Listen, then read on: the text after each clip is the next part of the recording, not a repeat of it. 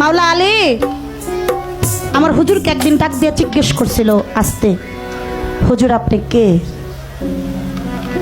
আমার হুজুর মুস্কি হাইসা দিয়ে কইছিল, আলী আমার চিনো না, আমি তোমার শ্বশুর না? কয় তা তো আমি জানি, তারপরে আপনি কে? বলেছিল আমি মা ফাতেমার বাবা। কয় তাও আমি জানি, তারপর আপনি কে? আমি ইমাম হাসান হোসেনের নানা। কয় তাও আমি জানি, তারপর আপনি কে? তখন মাওলা আলীকে ডাক দিয়ে বলল, আলী তুমি যেই কথাটা আমাকে জিজ্ঞাসা করলে এই কথাটা লোকালয়ে বলা যাবে না। একটা কাজ করো, আমার একটু নির্জন জায়গায় নিয়ে চলো, আমি তোমাকে বলে দিই। জীবনের মধ্যে পেয়েছি দয়াল নবী আর মাওলা আলী একটা খেজুর পাতার ঘর, ওই ঘরের ভিতরে। তখন আবার মাওলা আলী জিজ্ঞেস করলো, হুজুর এইবার বলেন আপনি কে?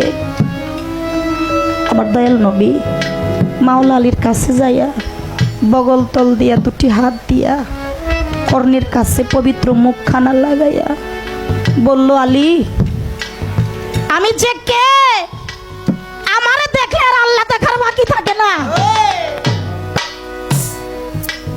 মাওলা আলী তৎক্ষণাৎ তার চরণে পড়ে গেল। নয়ন ভাই কি বলবো, বলার মতো ভাষা নাই।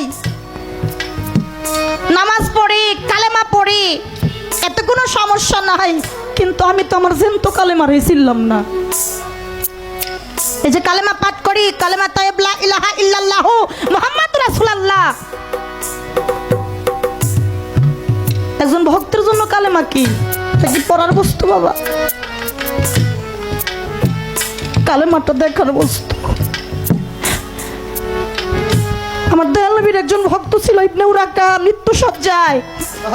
আমার নবীকে সংবাদ পাঠাইলো তার ভক্ত চলে যাবে। আমার নবী আসছে, আর অনেক ভক্তরা আসছে, আশা বলতেছে, উরাকা তুমি হয়তো শেষ বিদায় নিয়ে চলে যাইবা, যাওয়ার আগে একবার কালেমাটা পাঠ করো। ইবনে উরাকা আমার হুজুরের পা থেকে এই অবধি তাকাইছে। আবার যখন দ্বিতীয়বার বলছে, উরাকা এই জায়গা থেকে আমার হুজুরের এই অবধি তাকাইছে। তৃতীয়বার যখন বলছে, উরাকা আমার হুজুরের এই পবিত্র মুখখানা দেখতে দেখতে চোখটা বন্ধ করে বিদায় নিয়ে চলে গেছে। ভক্তরা ডাক দিয়ে কয়, হুজুর উরাকা তো কাফের হয়ে মইরা গেল, উরাকা তো শেষ বিদায়ে কালেমাটাও পড়লো না।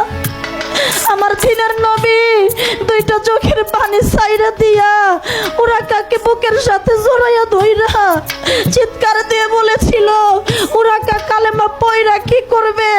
উরাকা তো জ্যান্ত কালেমা দেখা দেখে চইলা গেল।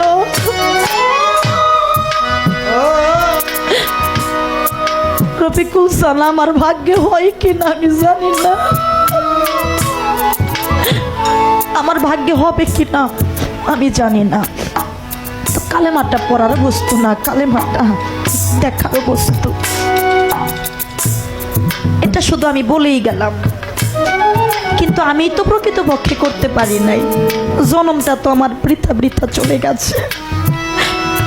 মানুষ কোলে জনম নিয়া আমি না পারলাম আমার নবীরে চিনতে, না পারলাম আমি আমার সেই মুর্শিদের সেবা করতে, আর না পারলাম আমি আমার পিতা মাতাকে ভালোবাসতে।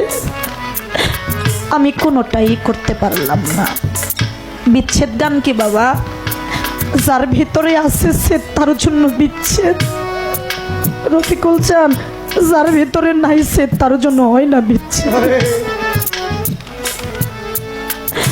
যার ভিতরে ছেদ নাই সে কোনোদিন বিচ্ছেদের যন্ত্রণা বোঝে না। আমার হুজুর পাক একদিন ঈদগাহ মাঠে সবাইকে উদ্দেশ্য করে বলতেছে, সাহাবারা একটা কথা শুইনা রাখো, আজকে একটা আনন্দের দিন, খুশির দিন। শুধু ঈদের নামাজ আদায় করলে শেষ হোক না, আর একটা কর্ম আছে। যার যার বাড়ি যাইয়া মাতা পিতার পায়ে সালাম কইরা মাতা পিতার মুখে এক মুঠো খাবার তুইলা দি। মনে রাখো ওই খানাটা মা বাবা খায় না, স্বয়ং যেন আল্লাহ খায়। ছোট একটা বাচ্চা আমার হুজুর দেখে কাঁদে। আমার হুজুর জিজ্ঞেস করলো, তুমি কেন কাঁদো? ছোট বাচ্চাটা বলে, হুজুর একটু আগে বললেন মাতা পিতার পায়ে সালাম করতে। হুজুর যার বাবা নাই সে কি করবে? আমার হুজুর কয়, কেন মার পায়ে সালাম করবে? ছোট বাচ্চাটা দুইটা চোখের পানি সাইডা দিয়ে কই হুজুর যার মাও নাই সে কি করবে। আমার নবী মনে মনে কয় আমার এত দিনের নিভানো আগুন এমন করে জ্বালিয়ে দিলি রে। ফাতেমার বাড়ি চলে গেছে। ফাতেমারে জিজ্ঞেস করে মা আলী কি বাড়ি আছে না? কয় আছে বাবা। বলে আমি ঘরে গেলাম, আলীরে নিয়ে একটু ঘরে আসো। আমার নবীর হুকুম পাই আলীরে নিয়ে মা ফাতেমা ঘরে গেছে। আমার নবী কয় তোমরা দুইজন আমার দুই পাশে একটু শোও। বাবা হুকুম করছে, শুইছে। আমার নবী দুইজনের মাঝখানে উপর হইয়া মাথার উপরে হাতের উপরে মাথাটা রাইখা জার জার হইয়া কাঁদে। ফাতেমা জিজ্ঞেস করলো বাবা আজকে না ঈদের দিন, আপনি কেন এরকম করে কাঁদতেছেন? আমার নবী দুইটা চোখের পানি জাইরা দিয়ে কই মা গো তোমার আর আলীর মাঝখানে শুইছি কেন জানো? কয় না বাবা। কয় তোমার আর আলীর মাঝখানে শুইছি এই জন্য তোমাদের দুইজনের মাঝখানে শুইয়া আমি বুঝতে চাই মা বাবার ভালোবাসাটা কেমন হয়। কেননা আমি তো নবী জন্মের আগে বাবারে হারাইছি, 6 বছর বয়সে আমি আমার মারে হারাইছি, বাবাকে দেখি নাই, বাবা কেমন হয় আমি জানি না। আর মায়ের স্নেহ ভালোবাসা আমার ভাগ্যে বেশি দিন ঠিক নাই। আমি এই জন্য তোমাদের দুইজনের মাঝখানে শুইয়া আজকে বুঝতে চাই যে মা বাবার ভালোবাসাটা কি। মায়ের সাথে বাবার সাথে শিশুকালের প্রেম হয়। আমার কানাই ফকিরের সাথে যারা প্রেম করছে ওই প্রেমের যে কত যন্ত্রণা মমতা মা যে করে নাই সে কি আর বুঝতে পারে।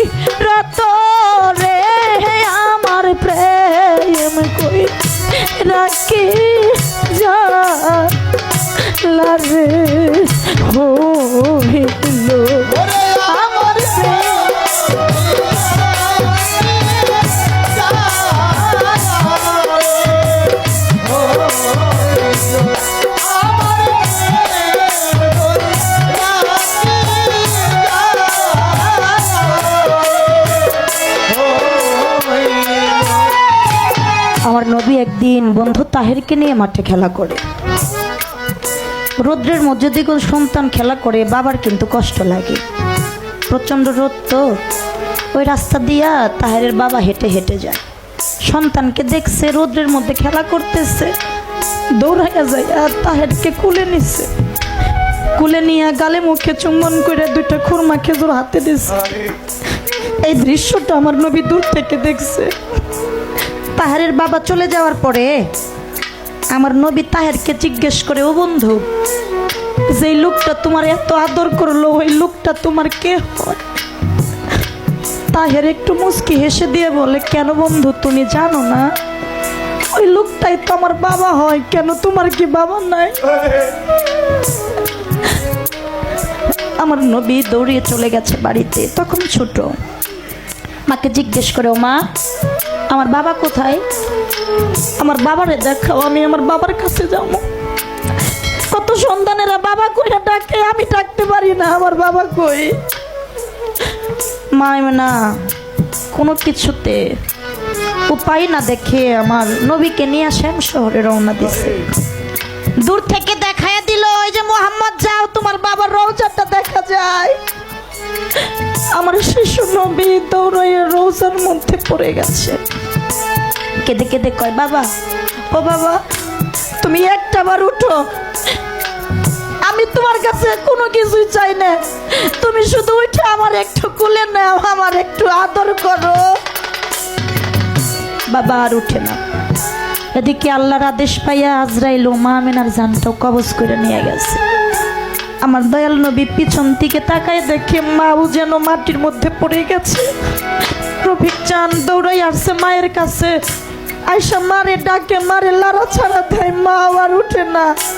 আমার নবী বুঝতে পারলো যে আমার বাবার মতো আমার মাও আমারে বাকি দিয়ে চলে গেছে। এখন আর আমার দেখার মতো কেউ নাই, এখন আমার আর বান্ধব কেউ নাই। তাই তো সেই জায়গায় দাঁড়িয়ে বলছে, বাবার রওজা দেখিতে আইসাই আমার মাকে হারা হইলাম রে, আজ আমি জন্মে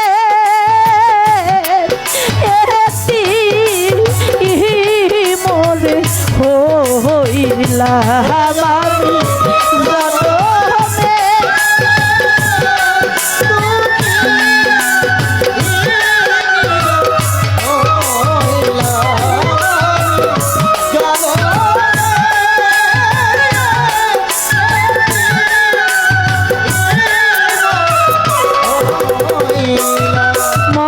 মা কত লোকে বাবা কইয়া ডাকে, আমি বাবা ডাকিব কারে রে, আজ আমি জনমে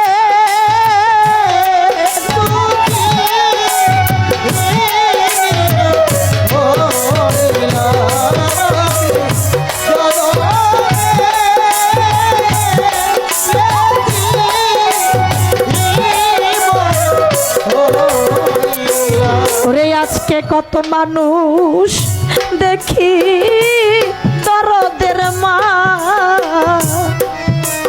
তোমারে তো দেখি না, আজ আমি জন্মে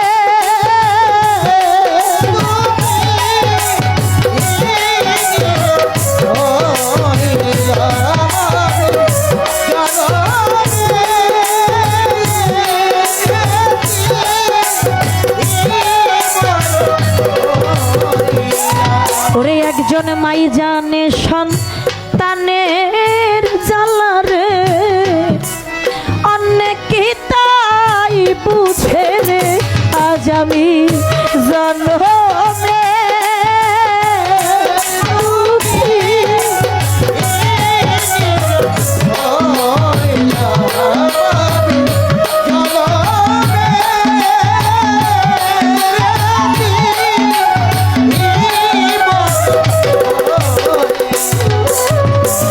সন্তানের কাছে মা ডাক যে কি মধুর ডাক করে,